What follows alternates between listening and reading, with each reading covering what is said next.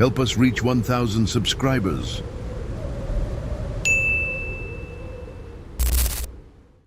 I never used to believe in haunted house stories, but that changed after an experience I wish I had never lived through. It all started when my friend Sophie convinced me to explore an abandoned house that, according to the town's residents, was known for inexplicable events. She knew I liked exploring old places, but I always avoided locations with macabre histories. Sophie, however, was fascinated by mysteries and believed she could capture something on her camera to publish on a horror blog. "It's just an old house, nothing more," she said, trying to reassure me. But she was wrong. The house was hidden at the end of a dirt road, surrounded by twisted trees and a rusty iron gate that creaked in the wind. It was a Victorian mansion with broken windows and rotting wooden planks that were clearly about to collapse. We arrived in the late afternoon, with the sun setting and bathing the place in an orange light. As we walked toward the entrance, Sophie was excited, taking pictures of the facade. I, on the other hand, felt a growing discomfort. "Look at this," she said, pointing to a window on the second floor. For a moment, I swear I saw a shadow move, but Sophie laughed, saying it was just a reflection of the sun. The front door was unlocked. Sophie pushed it open, revealing a dark corridor and a strong smell of mildew and something I couldn't identify. The interior of the house was as disturbing as the exterior. The walls were covered in damp stains, and the floor creaked with every step. There were old, dusty furniture and torn curtains swaying slightly, even without wind. "This is perfect," Sophie said, adjusting her camera as we explored the ground floor. I discovered a living room with a huge fireplace and a table full of burnt candles, as if someone had been there recently. While Sophie took photos, I noticed something strange. There were marks on the floor, as if the furniture had been dragged recently. When I mentioned it, she just shrugged, saying it was probably the work of other curious visitors. We climbed a staircase that led to the second floor. Each step seemed to crumble, and the handrail was sticky with something that looked like grease. At the top, there was a long corridor with several doors, all slightly ajar. "Choose one," Sophie joked, pointing to the doors. I ended up entering a small room with an old bed and a cracked mirror. When I shone my flashlight on the mirror, I saw something that made me freeze. In the reflection behind me, there was a figure. It looked like a woman with long, unkempt hair standing in the corner of the room. I turned around immediately, but there was no one there. "Are you okay?" Sophie asked, entering the room. I couldn't respond right away, but finally said I was just imagining things. She seemed more curious than concerned. We continued exploring. At the end of the corridor, there was a closed door. Sophie tried to open it, but it was locked. That was when we heard a sound coming from inside, a faint scratching like nails against wood. "It must be an animal," Sophie said, but her voice was trembling. She placed the camera on her shoulder and began to force the door until it finally opened with a creak. The smell that came out was unbearable. The room was dark, except for a beam of light coming through a broken window. On the floor was something that looked like an old mattress, covered in dark stains. That's when we heard it. A whisper, coming from somewhere in the room. I couldn't understand what it was saying, but it was low and constant, as if someone was speaking to us. "Is anyone here?" Sophie said, with the camera still rolling. The inspiration stopped. The silence that followed was even more disturbing. Suddenly, the door behind us slammed shut, making me jump. We tried to open it, but it was locked. That was when the sound started again, but this time it was different. Footsteps, slow, deliberate, echoing down the corridor outside. Sophie turned off the flashlight, and we stood in the dark, holding our breath. The footsteps stopped right in front of the door. Something began to scratch the wood, as if trying to get in. When I finally managed to open the door, the corridor was empty. We ran down the stairs, but before we reached the exit, we heard a high-pitched scream coming from upstairs. Sophie stopped, looking at me. "That's what I heard about," she whispered. "They say you hear the scream before you see her." "See who?" I asked, already in a panic. Before she could respond, the sound of footsteps returned, this time running towards us. We fled the house and ran to the car without looking back. When we finally drove away, Sophie looked at me and said, "Did you see?" I didn't know what she was talking about, so she grabbed the camera and started scrolling through the videos. In one of the recordings, while we were in the second-floor hallway, the figure of a woman appeared in the background, staring directly at the camera. It wasn't a reflection, nor a shadow. It was clear as day, but it felt wrong. The face was blurred, as if it didn't belong to this world. Sophie never published the video. Since that night, we both have had constant nightmares. Sometimes I wake up in the middle of the night feeling like I'm being watched. And sometimes I hear that same whisper near my bed. I still think about the house and what we saw inside, but I never went back. Some doors should never be opened. Report 2. My girlfriend Clara has always been fascinated by horror stories. She loved exploring abandoned places, while I preferred to avoid anything that could put me in strange situations. However, that night, I gave in to her insistence to visit a house that, according to local residents, was known for its frightening events. The house was located in an isolated area, accessible by a trail that wound through the forest. They said the last family that lived there disappeared without a trace, and that anyone who entered the house would feel as if they were being welcomed. I didn't believe in those stories, but after that night, my perspective changed forever. We arrived at the house just before sunset. The facade was intimidating, broken windows, loose boards, and a wooden door that seemed to have witnessed decades of neglect. The house was larger than I had imagined, with 2 stories and a porch covered in overgrown vegetation. Clara was excited, holding a flashlight and her camera. I, on the other hand, felt an increasing discomfort. As soon as we entered, we were greeted by a smell of dampness and something reminiscent of mold. The interior was as expected, dark, with scattered old furniture and walls stained with water damage. The silence was absolute, except for our footsteps on the creaky wooden floor. "This is amazing," Clara said, adjusting the camera to record. "It seems like people just came and left without taking anything." As she explored the living room, something caught my attention. Handprints on the walls, as if someone had pressed their fingers against the fresh paint, but they were so old that they blended into the decor. We explored the ground floor first. There was a kitchen with broken dishes on the floor, overturned chairs, and a wall clock that had stopped. In the hallway, we found a fallen picture frame depicting a family, a man, a woman, and a child. Clara put it back on the wall, but I asked her to leave it as it was. Something about that portrait made me uncomfortable, especially the child's eyes, which seemed to follow my movements. We climbed the stairs to the second floor. Each step creaked, and the air felt heavier as we progressed. At the top, there was a long hallway with several doors, all slightly ajar. "Let's split up," Clara suggested excitedly. "We can cover more ground this way." I hesitated but agreed. As she went into the room on the left, I entered one at the end of the hallway. It was a small room with a rusty metal bed and a mirror hanging on the wall.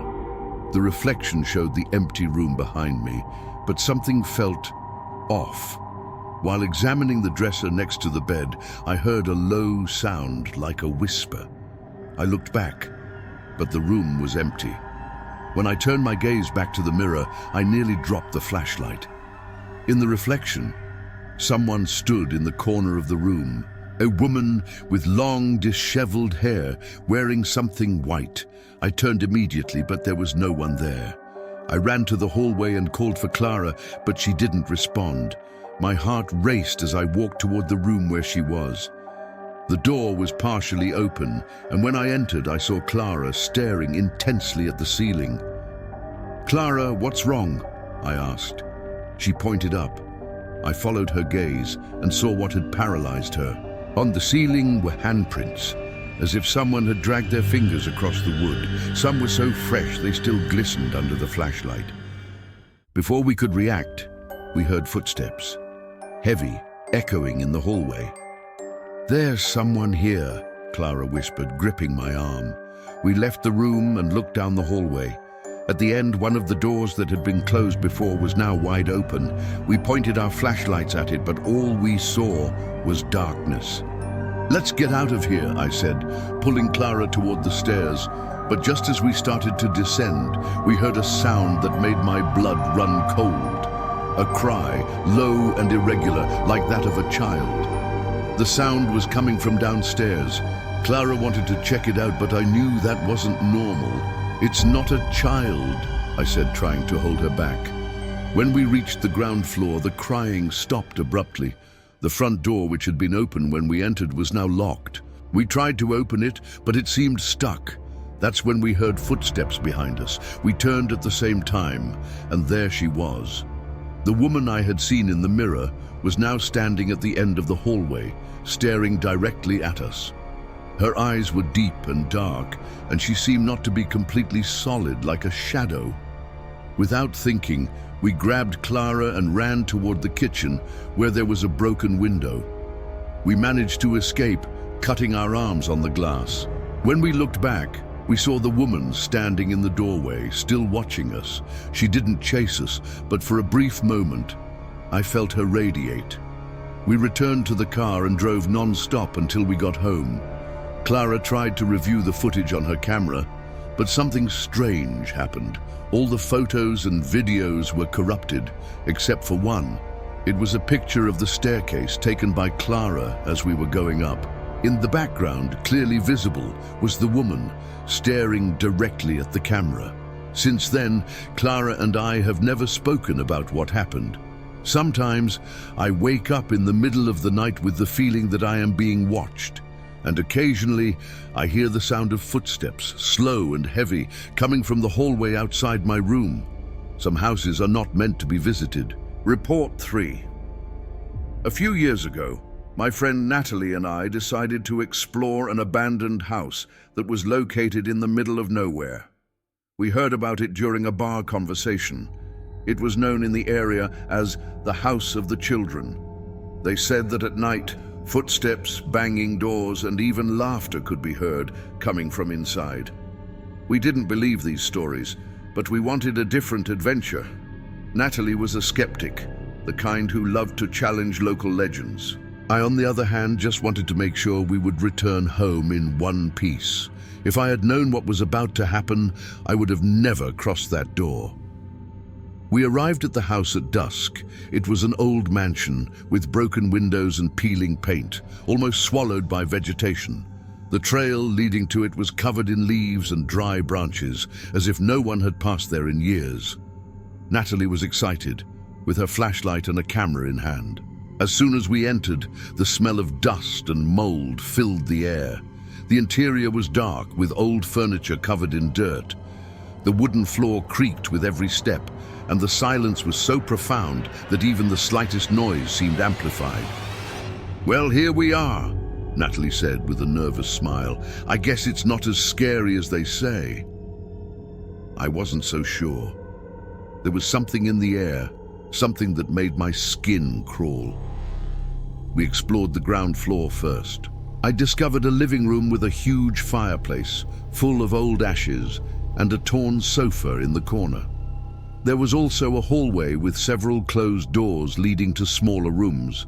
While Natalie examined a shelf full of dusty books, I heard a sound, a faint crack coming from upstairs.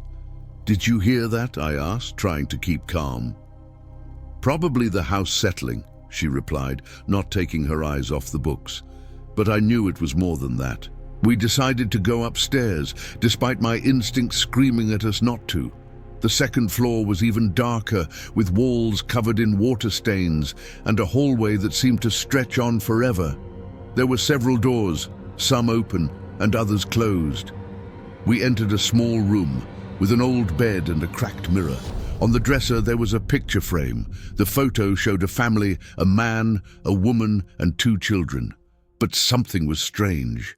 The faces of the children had been scratched out, as if someone had deliberately erased them. While Natalie took photos, I heard the sound of footsteps again, this time louder, as if someone was walking in the hallway. "Natalie, there's someone here," I whispered. "Stop with the paranoia," she replied, but then we both heard it together. A loud thud, like a door slamming shut violently. We ran to the hallway and saw that one of the doors, which had been open before, was now closed. Natalie, still trying to keep calm, walked over and tried to open it. The door was locked. "Someone is messing with us," she said, but her voice trembled. Before we could decide what to do, our flashlights started flickering. And then everything went silent. The silence lasted only a few seconds, but it felt like an eternity. When the flashlights finally worked again, we saw something that made us freeze. At the end of the hallway, a figure was standing. It was tall, with its face hidden in the shadow, and it seemed to be watching us. Without thinking, Natalie and I ran towards the stairs, but before we could reach them, we heard another sound. It was laughter. Not loud laughter, but a low, irregular chuckle, as if someone was enjoying our fear. We reached the ground floor and ran to the front door, but it was locked. We tried to force it open, but it wouldn't budge. That's when we heard footsteps, now coming from upstairs. They were slow but steady, descending the stairs. I looked at Natalie, and she was pale, gripping her camera tightly. "This doesn't make sense," she murmured. The figure appeared at the top of the stairs. This time, we could see more clearly. It was a man. He wore dirty clothes, and his face was covered in deep scars. He descended slowly, holding something in his hand. A knife. "Who's there?" Natalie called out, but he didn't respond. He just kept coming down, the knife glinting under the dim light of our flashlights. With no way out, we ran into one of the side rooms and locked the door. Inside, it was an office with a desk and several old chairs. We tried to find something to defend ourselves with, but time was against us. We could hear the man's footsteps approaching from the other side. He stopped in front of the door and began to knock slowly. "You shouldn't be here," he said in a low, raspy voice. I could feel my heart pounding in my chest. Natalie, desperate, started rummaging through the desk drawers, looking for something useful. That's when I found it, an old notebook filled with paranoid notes. The writings were by someone who spoke of intruders and protecting the house. But the last page made us freeze. It read, "I know they are here. I see them now." The man began to force the door, and I knew it wouldn't hold for long. Natalie found a small window and managed to break it. She climbed out first, and I followed, cutting my arm on the glass. We ran through the woods until we reached the car. When I looked back, I saw the man standing on the porch of the house, still holding the knife. He didn't follow us, but he stood there, watching. We returned to town and told the police what had happened. They investigated, but said the house was empty and there were no signs of anyone living there. Natalie and I know what we saw. That man was not a figment of our minds. And sometimes I wonder, is he still there, waiting for more visitors? Some doors should never be opened.